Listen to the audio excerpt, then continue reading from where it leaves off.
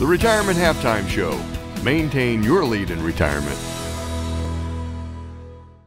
Welcome back. I'm Sevilla Beam, and I'm here with Alexander Joyce. We're learning more about his book, Rejoice in Your Retirement. And what we want to talk about today is the chapter called Wake Up That Lazy Money! Exclamation point. So, sounds like you're yelling a little bit. Tell us a little bit more about what we're doing when waking up that lazy money. Yeah, you know what? It's fun, right? Because, you know, a lot of times, especially this industry, no offense, but I think it's really kind of looked at as being dull. Right, or just kind of like, get that all the time. You know what I mean, like mahogany walls and really conservative, and it doesn't have to be. Mm-hmm. I think retirement is an emotion. And I think it should be exciting. Absolutely. I really do, and it's not always portrayed that way, and it doesn't always feel that way, but it certainly is the next chapter in life. Right? Because most people have spent a long time doing the same thing. Their life has been on autopilot through their whole working years. Mm-hmm. They know the routine, right? They know how to do that job. And a lot of people retire not because they're not physically capable of going to work and making that money, it's because they just simply don't want to, right? And that's why a lot of people take Social Security at 62, because they're just tired of it. Mm-hmm. And so one of the things that we wanted to spend a little bit of time, and why we call it lazy money, if you would, is because I think that's what it becomes. When people retire, it has been for decades and decades, and as far as many people can probably remember, it has been a rule, if you will, maybe not legal, but or maybe it's not sometimes moral, if you will, but it's been a rule, a standing rule, that the older you get, or when you retire, that's when you should stop putting money in the stock market, or that's when you should really just scale down your risk tolerance to a point where you're just not willing to take any risk. Now, common sense naturally says, well, yeah, when we look back, 2008, 2009, I lost 30, 40, 50% of my money, and you know, it took 3, 4, 5 years to get it back. Or when you know, the really conservative people say, well, if I had not lost anything, I would have never had to make money to put it back. I'm never whole, right? Mm-hmm. But the fact is, when we look at that, we want to make sure that for those that are so conservative and they take money out or they scale back their risk so far, we want to make sure they understand what a loss really is. A loss is a loss.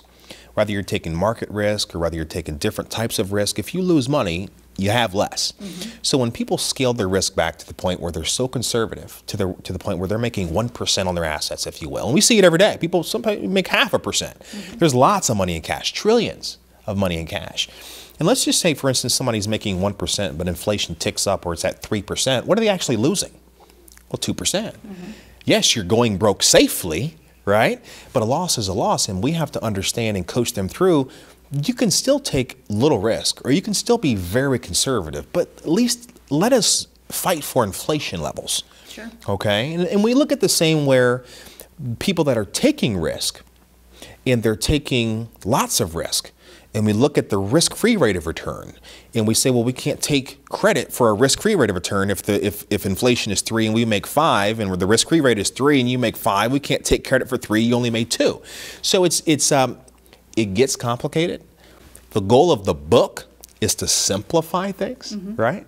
And put it in terms and give a reference or give a guide to where people have at least a foundation of understanding to ask questions with. Sure.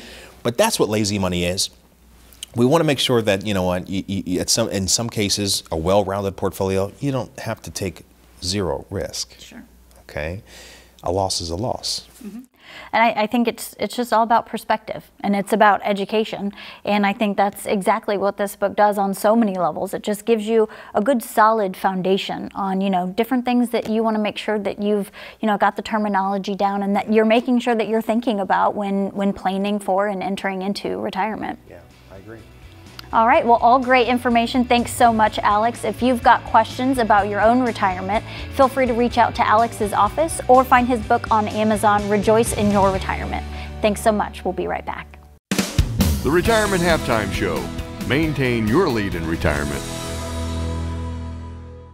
I'm Alexander Joyce, President and CEO of ReJoyce Financial.